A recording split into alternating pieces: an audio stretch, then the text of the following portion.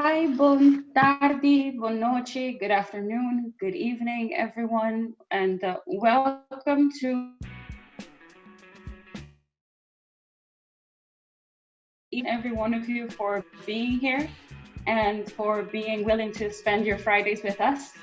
Um, Desert 297 is an organization that aims to interact and collaborate with Aruban citizens around the globe, and with the ultimate goal of connecting professional opportunities for all professionals across the globe, not only those on Aruba, but also Arubans abroad.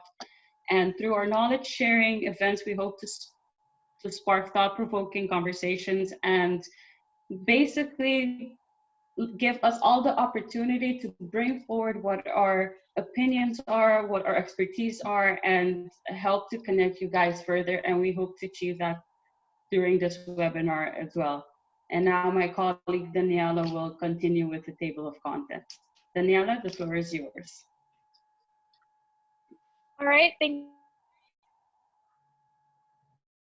you so much, everybody. Topic of circular economies in Aruba. We will start by giving some background information on the concept of a circular economy. Then we will have 4 companies introduce themselves. Next, we'll be broken up into breakout rooms, and there will be a time for Q&A. And come back to hear from Juliet Carvajal on the story of Aruba's single-use plastic bans as foundations towards circular economic practices. Thank you, Daniela. To start off, we will go to Egidio Bundel.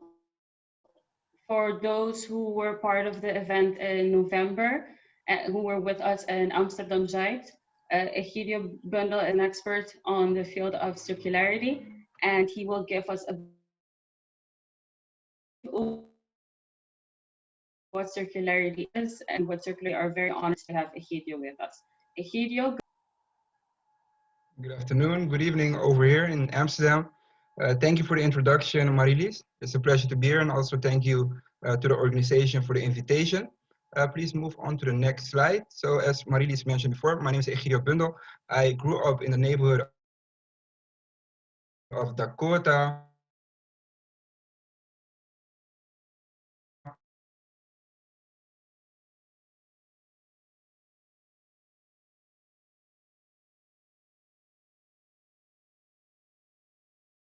I did my studies. It's a Dutch corporation that aims to accelerate the sustainability.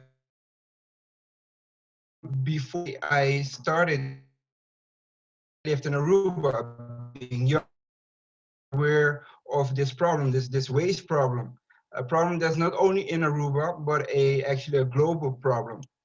And in retrospective, I feel like I was being more part of the problem instead of the solution. And as I mentioned before, it wasn't until I got into this topic of sustainability and the circular economy, and I did my research, that I started realizing that if I would like to make a change and become part of the solution,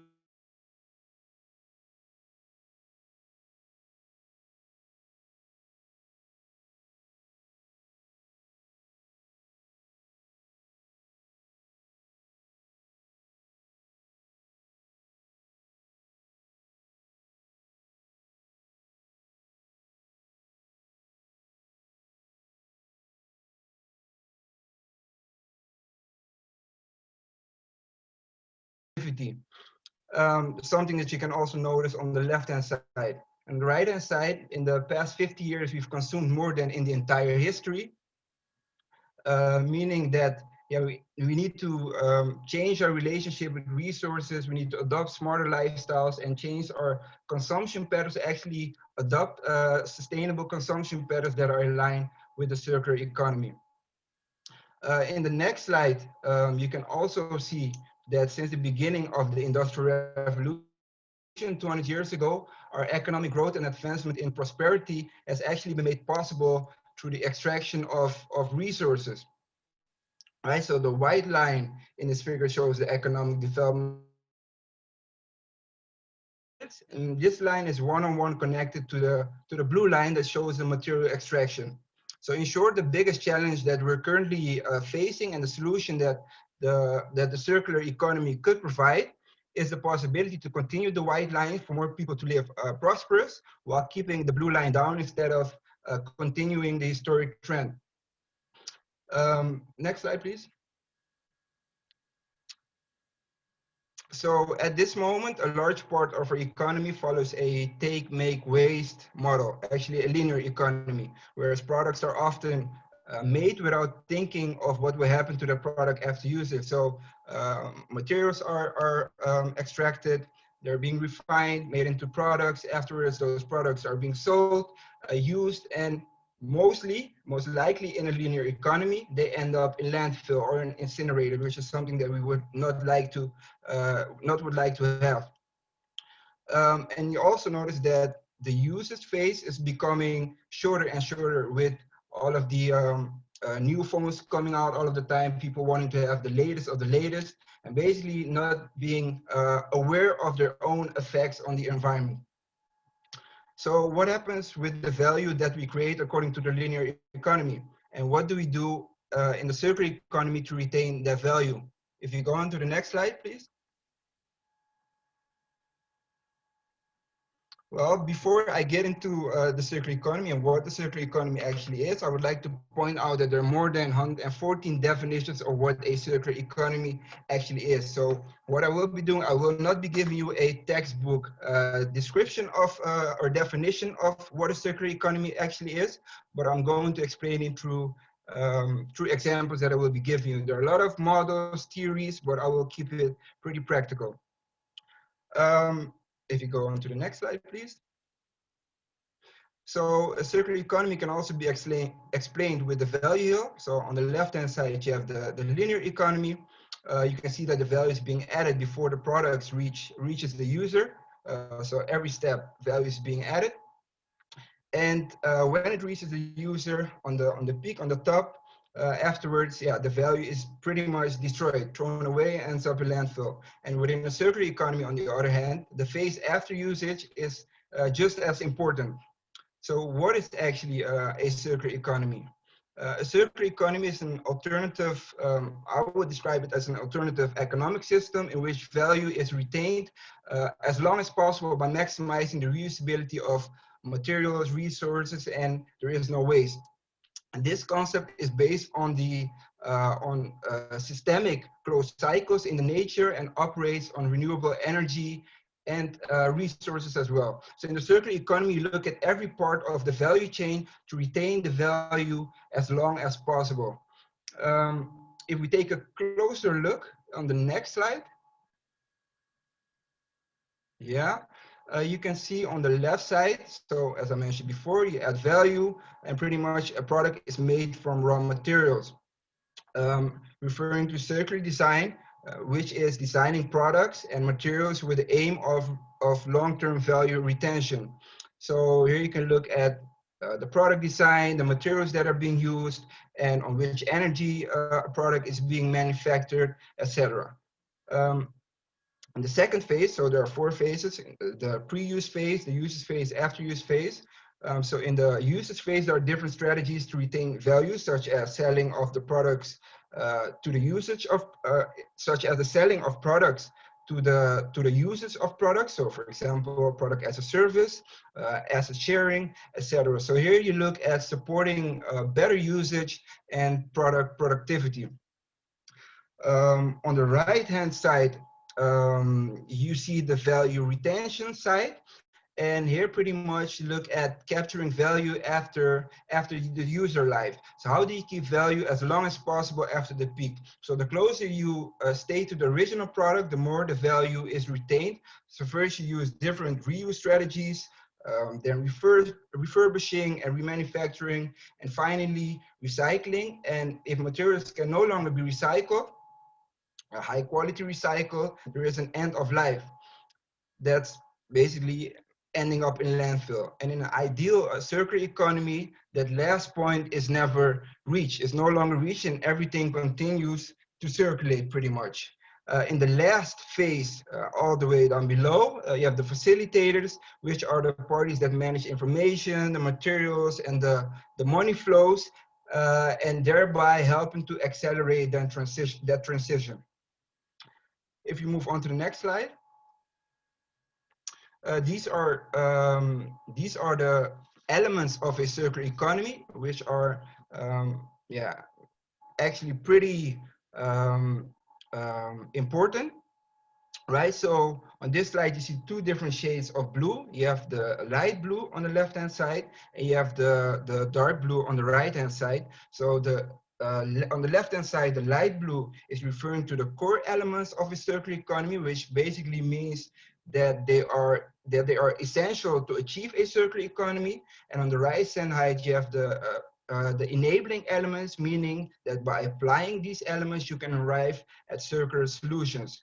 However, it does not per se mean that if you use or implement digital technology, that your solution will always guaranteed be circular, right? So that's just something to keep in mind. But these are pretty much the seven circular elements to keep in mind. If you move on to the next slide. Here we look at the circular economy framework, and this is a guideline that was set up by 3 of the largest banks in the Netherlands that basically created this framework for financing circular economy projects and businesses, right? But in order to have a business, you need a business model. So let's take a closer look at what types of business models there are available. If we move on to the next slide.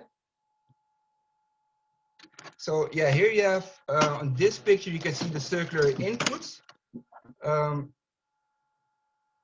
Taking a sip real quick. The circular inputs, a few examples. For example, on the upper left side, those are actually isolation plates made out of fiberized jeans. So in this particular instance, 16,000 jeans of employees were collected, and they were fiberized and then mounted onto the ceiling for noise isolation purposes. Same thing they did on the left-hand side down below, which are company clothing that were also fiberized and eventually mounted onto the walls. In the middle, you have a soap that is made out of organic waste streams, such as citrus peels, citrus oils, and coffee residue. On the right-hand side, you have leather that's made out of the pineapple leaves. If you move on to the next slide. Almost getting there. Circular design, already mentioned before what it involves. So here you have a building, a modular building, where beforehand they already thought how they can maximize the reusability by already thinking how they can give these elements, these building elements, these materials a second life after its usage. On the right-hand side, you have a modular phone, the first ethically sourced sustainable phone called Fairphone. Also a modular phone that's easily repairable. Next slide, please. The sharing business models. So here you should think of Airbnb, pretty much asset sharing. You have car sharing on the left-hand side, which is Amber, or you have Peerby, where you can easily share tools that you use at home. Next slide. The lifetime extension, here you should think of, for example, refurbished iPhones, refurbished laptops, or in this case, Patagonia, a company that sells clothing and collects the clothing after they have been used and pretty much reuses the textile or reuses the fabrics for different type of clothing. Next slide. The product as a service. On your right-hand side, you see an elevator, a product as a service. So in this specific particular instance, they're not owners of this elevator, but they simply make use of the elevator. So a fee is being paid for every vertical movement that this elevator makes. And on the left-hand side, you have a washing machine. We all own washing machines, but in this case, they simply pay per use. So you pay for every washing that you do. I think we're about to reach to the last slide. Resource recovery, I think we have 2 more slides. This is circular cement. So concrete is the value of the concrete is being recovered and reused again in a different form. and this is a form of resource recovery. Next slide, please. And the circular facilitators and enablers also very important, as I mentioned before, to manage the information, the materials, or the money flows to help accelerate and transition. An instance or example of this one is, for example, the Circular Economy Aruba platform, also something that could be interesting to you, and I would urge you to sign up as well. I think we just reached my end of the presentation. Yes, I would like to thank you for having me. Of course, if there are any other questions, please don't hesitate to contact me on egidiobundle@gmail.com. And if you need Yes, any, and we'll have time for questions after as well. So maybe if you have any questions for Egidio, we will try to get to those at the end.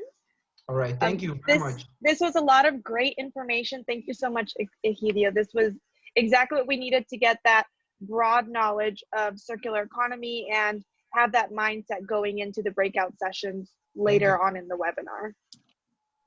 Yes, thank you for that, Daniela. And again, thank you, Egidio, for your knowledge and sharing that with us. And I hope this inspires the participants to get, you know, like they say in Dutch, the shower rollen, was a manga na leier van ECG sessie. And to get that and to make that possible, we can't just have conversations and not have experts in the field doing this. And that's why it's an honor to have these companies that are on Aruba here with us during the webinar. And I would like for all of these companies to kind of give a short summary of their businesses. So please introduce yourselves.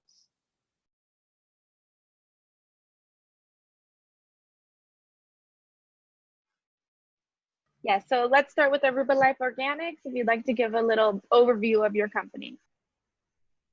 Hi all, thank you for tuning in, and thank you for your organization for inviting me.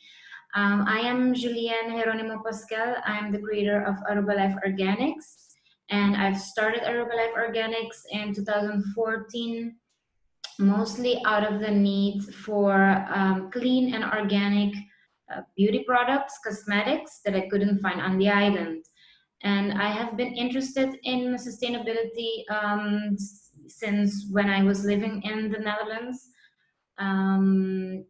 But yeah, that was mostly, I adopted mostly things in my own personal life. And when I became pregnant in 2014 and I was looking for personal care items, I couldn't find something that was for me clean and organic and sustainable enough. So I decided to start making my own, and now I make a Reef Safe organic sunscreen. I made the first Reef Safe organic sunscreen in Aruba in 2014, and I also make handmade organic makeup and reusable food wraps.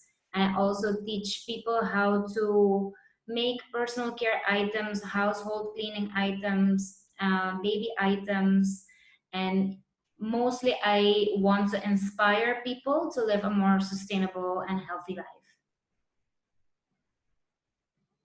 Thank you, Julienne. Thank you.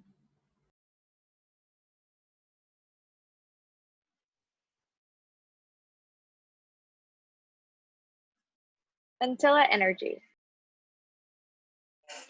Hi, my name is Gregory Fongafat. I'm the founder of Antilla Energy. Actually, Antilla Energy was founded in 2007 with the goal of transforming waste oils into a useful resource. And what we have started since the beginning was taking used cooking oil and transforming it into a useful diesel, which was called biodiesel. 2014, we have done the same using waste motor oil into what they call an alternative diesel. And our goal is basically to redirecting the stream of waste oils into a useful fuel. And our model is actually, we import oils, we sell it to our buyers, we collect it, and then we transform it. Some of the items which currently we cannot do on the island is being exported. And we have also acquired a ISCC certification in order to make sure that clients and user understand the value of resource management and what does this mean for the island on its um, future, because we need to take that in consideration. That is a summary of what we do. Thank you, Greg. And now our Eco Living Aruba.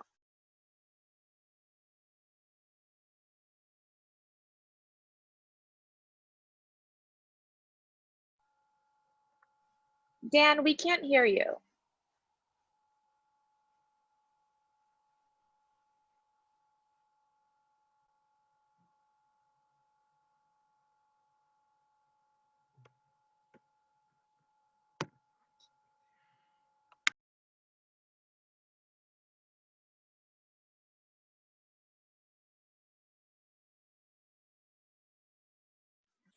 Ooh, we're still having a hard time hearing you.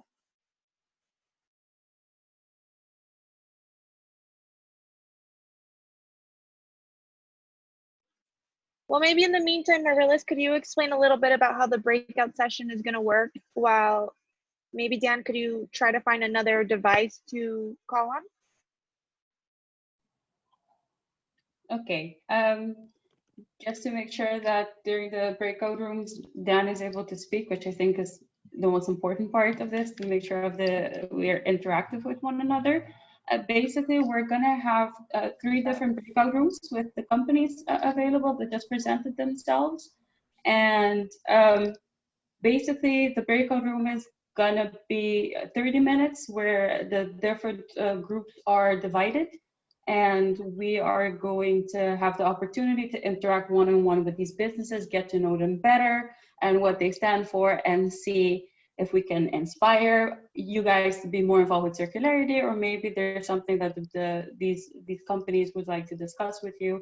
We have the opportunity to do so. So basically, all we ask of you is to click on join button when it's prompted on the screen, and during the breakout rooms, you'll all have different moderators, and they'll explain further what we would like to achieve with the different companies.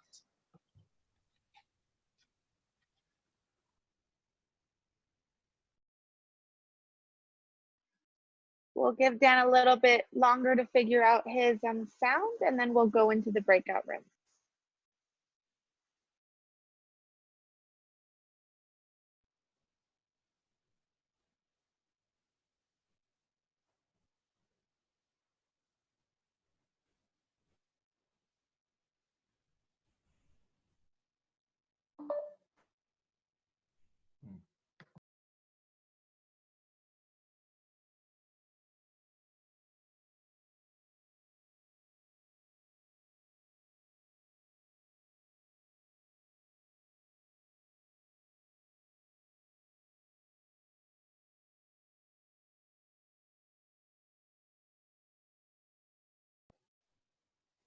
Can you hear me? Yes, we can hear you, Dan. Yay. Yeah, it's supposed to be on the internal mic. I had it on the same as system default. I don't know, whatever. Technical difficulties, that happens. Yeah, always that. It's always something small. Yeah, right. But yes, Dan, please introduce your company a little bit so the participants can get a better idea of who you are and what Eco Living stands for. Okay, well, first, it's a pleasure being here. I really, I'm happy that there's a platform like this to get not only locals, but also people in Holland more interested or more connected with what's going on the island. I'm a chef by trade, but I got into beekeeping basically out of necessity. I felt that there's beekeepers on the island, but there wasn't a structured system in order to see how we could get bees more populated on the island, but also how we could involve people who didn't have the resources or didn't have the time to really get into beekeeping. So I came with the platform of Eco Living Aruba. And basically what we do is, if you want you for free, we build all the hives locally. We maintain all the bees ourselves. and you get 10% of the honey production from that hive. So you can enjoy the bees, you can enjoy the experience, but you don't have the cost of getting involved with it. We do all the dirty work and everything for you. But with that, we also make products such as honey soaps. I make honey liqueur. We also grow a plant called loofah, which is like it's a cucumber family plant, but it's basically a sponge. And the bees really like the flowers. So what we try to do is create small spin-off businesses that are connected with the bees. And so far it's been going very well. Perfect. Thank you so much, Thank you, Dan. So yes, as we mentioned earlier, we're now going to go into the breakout rooms, and you're going to see a button that prompts you to click the join room. All you have to do is click join, and then we'll explain the instructions further. Okay.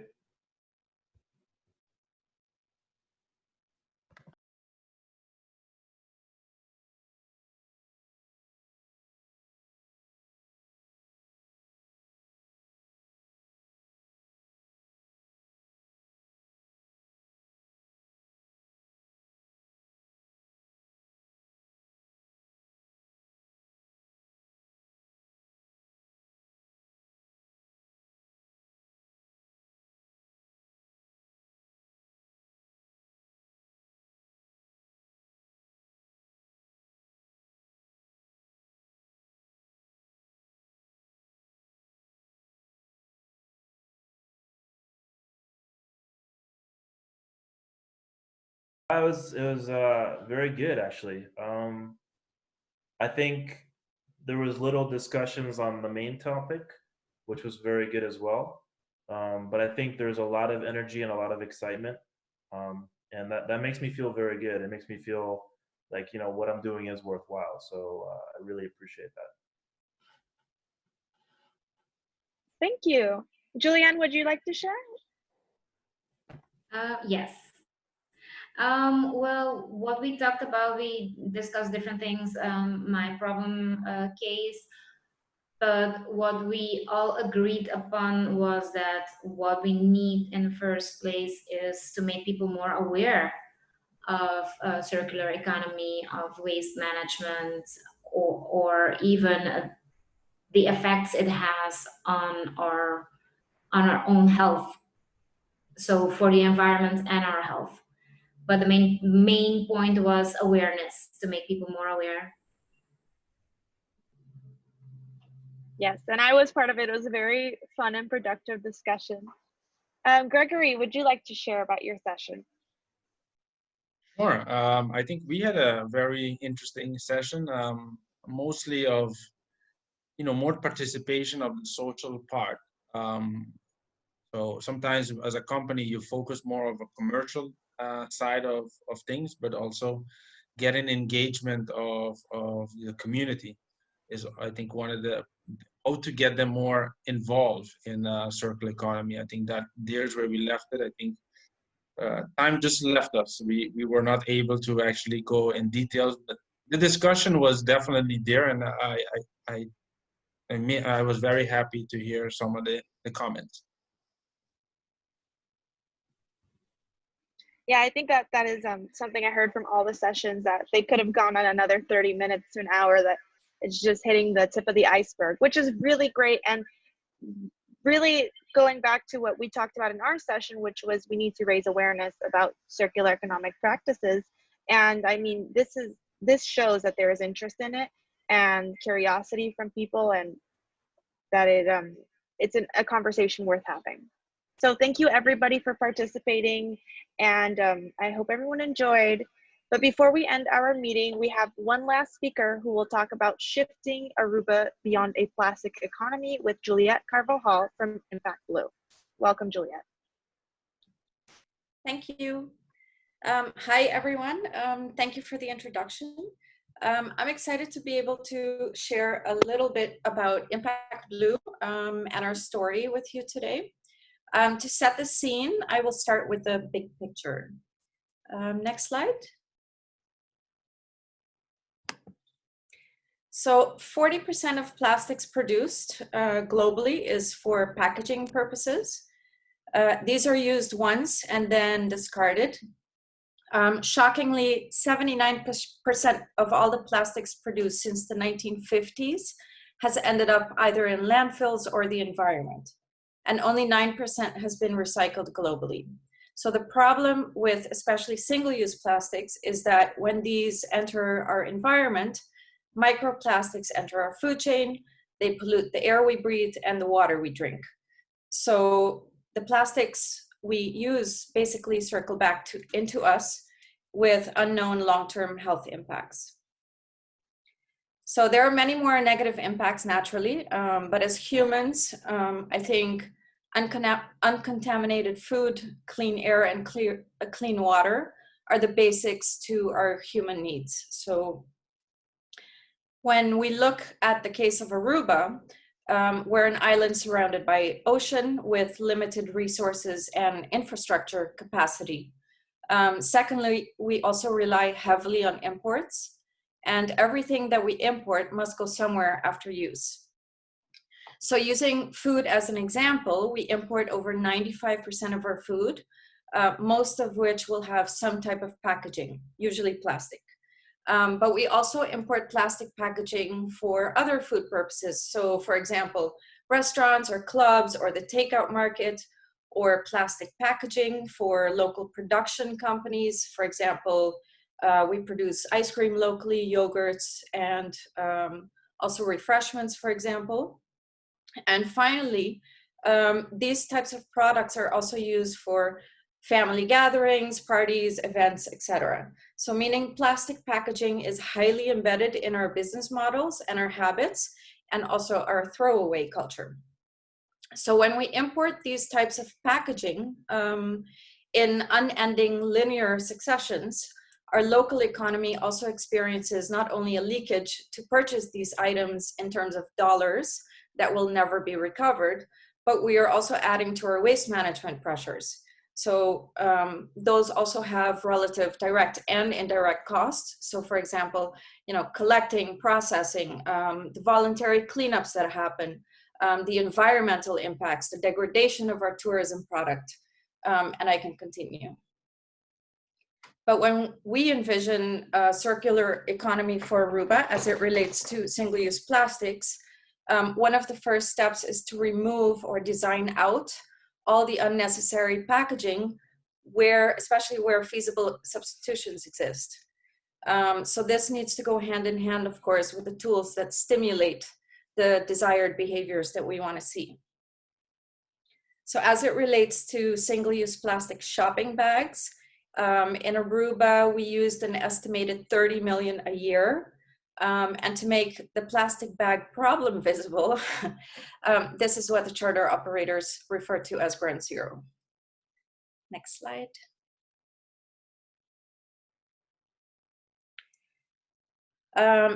So in the top middle picture, you can see the western fence of the landfill at Barquitenbos. Over the years, as our population and tourism grew, so did the height of the landfill.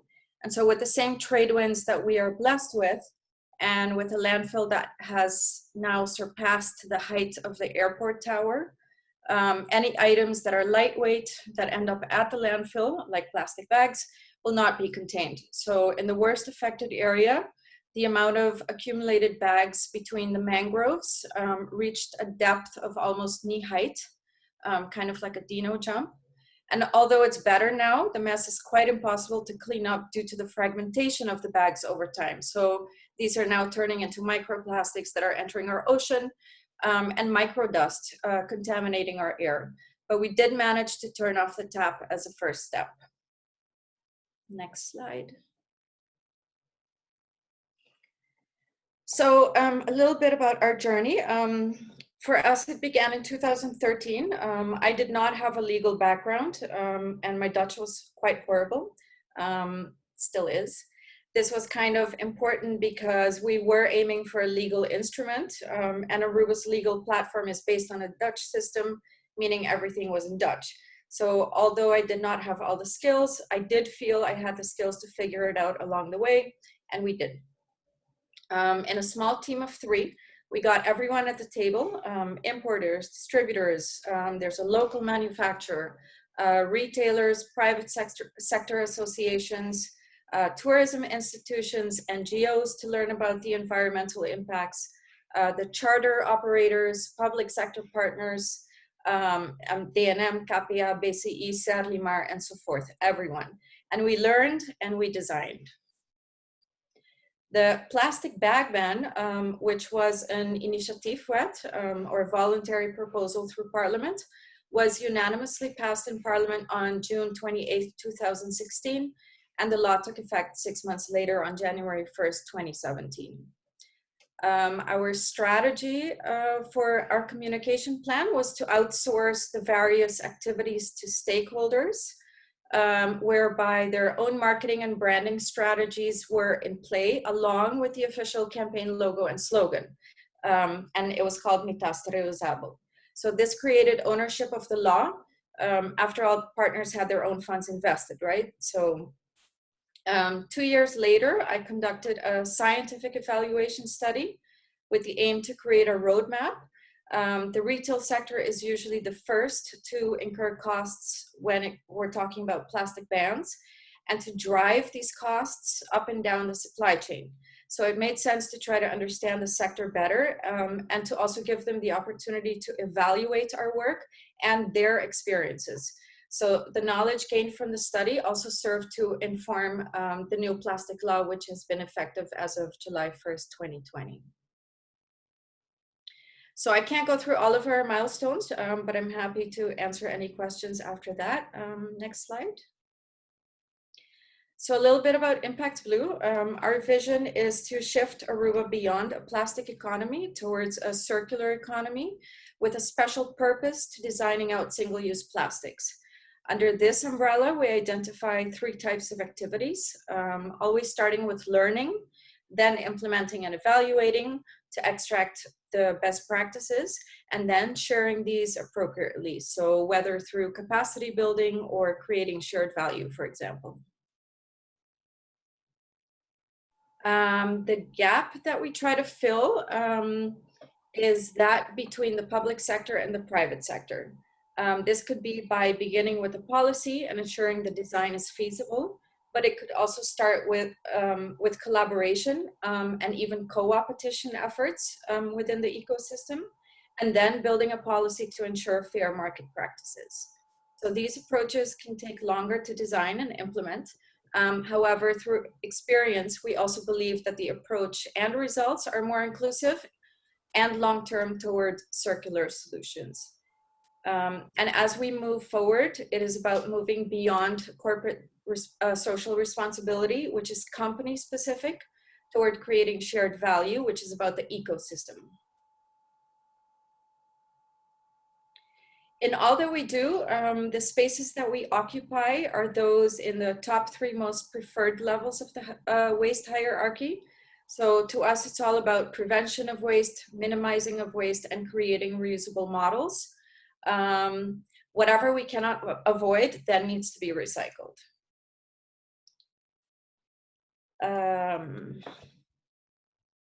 Sorry.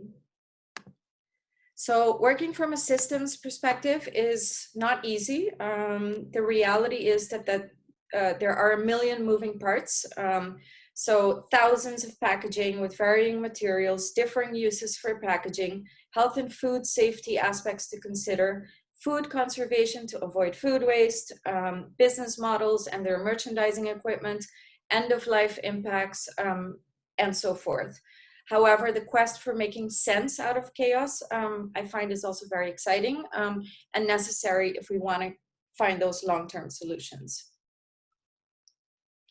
Based on the scientific evaluation of the plastic law, we now know that we are only as strong as our weakest link. So adoption is fluid, it's a behavioral action, and is always changing. So we advocate to ensure everyone has the tools they need to participate in the consistent and consequent shift toward a future in circles. So understanding that behind all our systems are people, and that shifting behaviors and community values take time that require adequate stimulation. So I will leave you with some key data points. As of January 1st, 2017, until end of August, so just Monday, Aruba as a community has been able to prevent nearly 80 million single-use plastic bags from entering our oceans and environment. This is based on the adoption rate of 72% taken early 2019. I also found that another 19% were in transition. So it is possible that the bags prevented figure is much higher by now.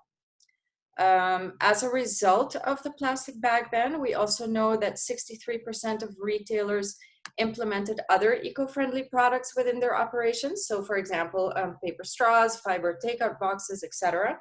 So the plastic bag ban laid the foundation for the new plastic law to be successful. Although business owners experienced some costs to adopt the plastic bag ban, 89% of respondents still felt that the plastic bag ban was good for Aruba. So this is an indication to the environmental values of our business owners. Finally, Aruba is likely the first country in the world to have a ban on degradable plastics. So whether these are bio or fossil based, and as of 2016, when the plastic bag ban was passed. So we included that from the beginning. Small islands do not have a seat at the table with multinationals to participate in the future of packaging and those trends. However, with the presence of international brands on Aruba through numerous franchises here, we can send clear messages through policy innovation. So this is how we, on our end, are trying to design our future in circles. Thank you.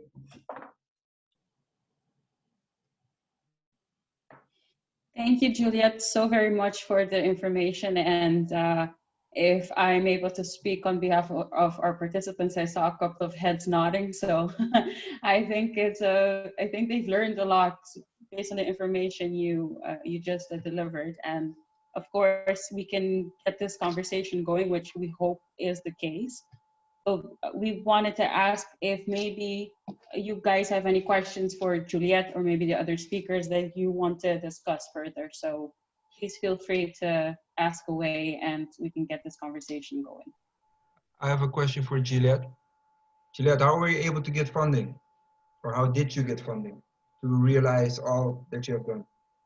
A lot of times, sheer determination. Yeah, so the foundation is mostly funded right now by private sector partners. And then here and there we'll get some consulting jobs as well. But yeah, mostly, and right now we're busy with trying to see if we can get funding from the Netherlands. But yeah, funding is always an issue. But even when there's no funding, about the SIGI, work continues. Okay, thanks. Thank you so much for showing your roadmap, and it's very inspiring to see your clear vision. And despite, I would presume, a lot of challenges along the way, you did great work. So very thank you for that. My question is, if what are the main reactions that you're getting when you're discussing this issue with people on Aruba? Are you talking to me? Sorry.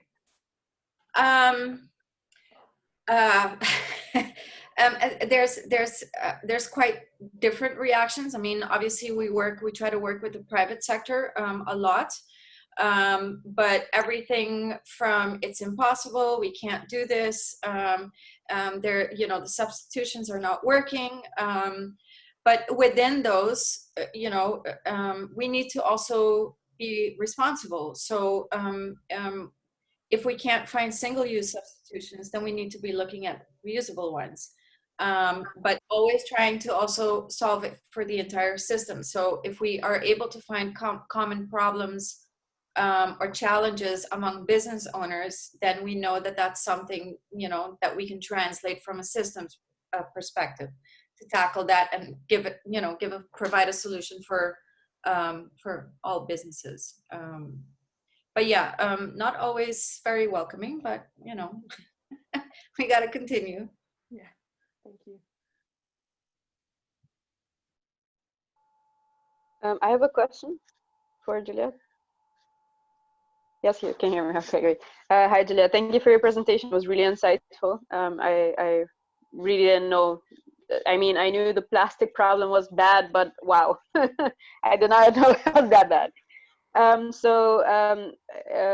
Short introduction. I'm working with Karaf,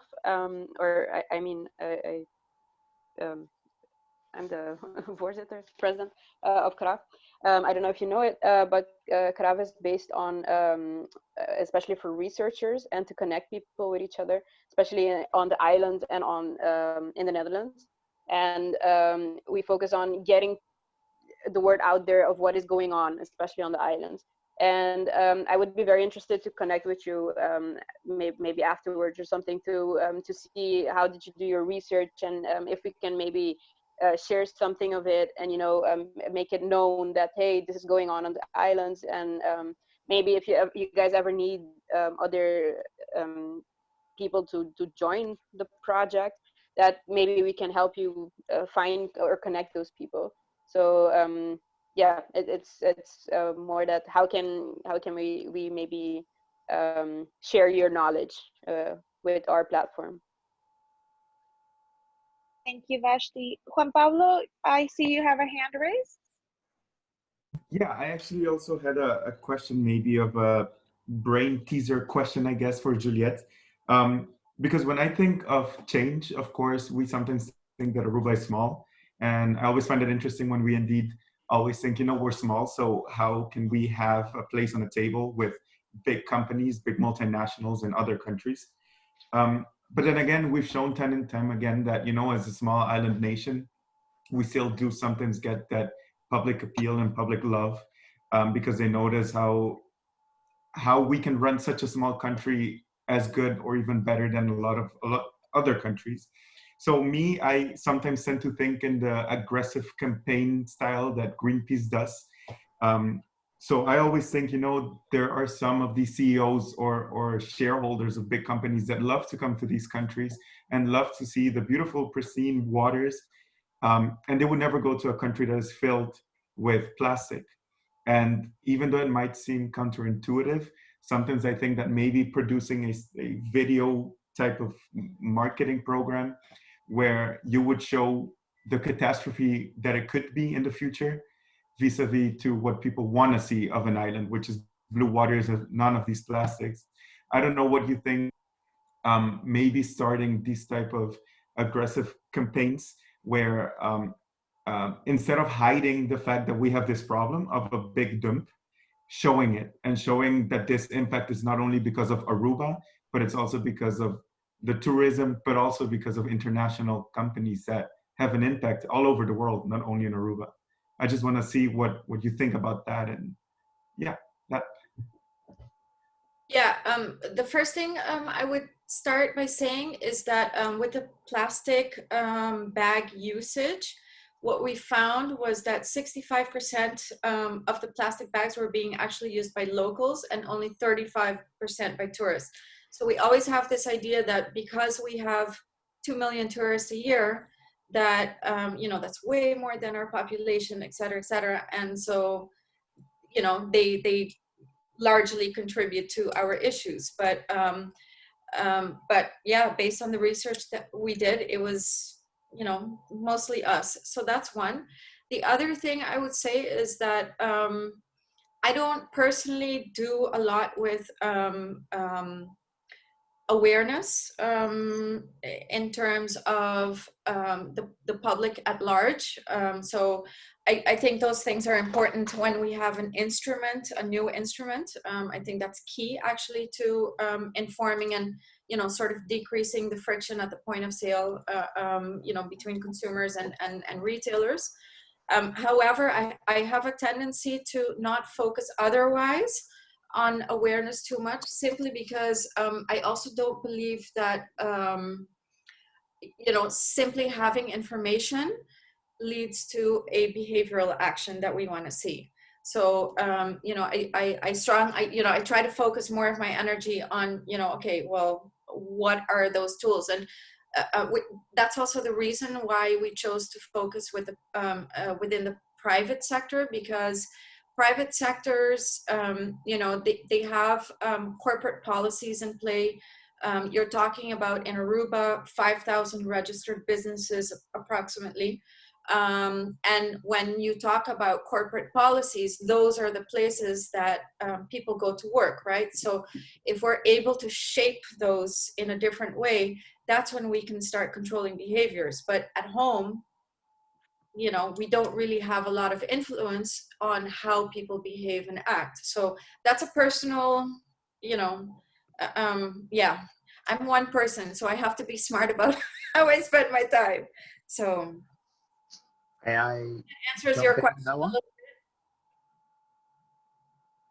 Sorry, I Yeah, hope that thank you. your question, yeah? Thank you. Sorry, Yeah, so I wanted to understand what why Impact Blue would or wouldn't do this. So yeah, thank you. Thank you. We have time for one more brief question before wrapping up. Anyone else have a question for not only Juliet, but any of our other speakers today? Any companies, Egidio? Garcia, did you have a question? Well, I was actually hoping to be able to tie into what Juliet was saying, because it was very interesting. If you say like 5,000 registered private sector companies are tied to what you're doing, and the awareness is something that I see in here. That is something that's important. So obviously you're not doing it personally, but would something of a rewarding system tied to those private sectors be like a beginning to get this awareness to the people, to the public people? So my background, because I'm a software engineer, I build apps and websites and stuff like that. So for me, I was thinking just like, can we have like a system where these companies are volunteering to help people who are working there to let them know more about being more sustainable, to raise that awareness. That's just something I was thinking about. You mean through tech platforms? Yeah. Yeah, so I'm also part of a tech startup. And when I can, I also bring them in for whatever projects that we're working on. So yeah, I believe technology is a great tool to be able to stimulate the behaviors that we want people to see, right? Or we want people to act. So so yeah, I think it's very important. I think it's very important. Thank you for this very enlightening conversation. And although we have to wrap up this session, if you have any additional questions, you can write your question in the chat and leave your email address to connect you with the appropriate speaker. So thank you everyone for joining. We really appreciate your involvement and commitment to Aruba's future and well-being. For our future events, please stay tuned to the District 297 social media platforms. Thank you and see you next time. Thank you.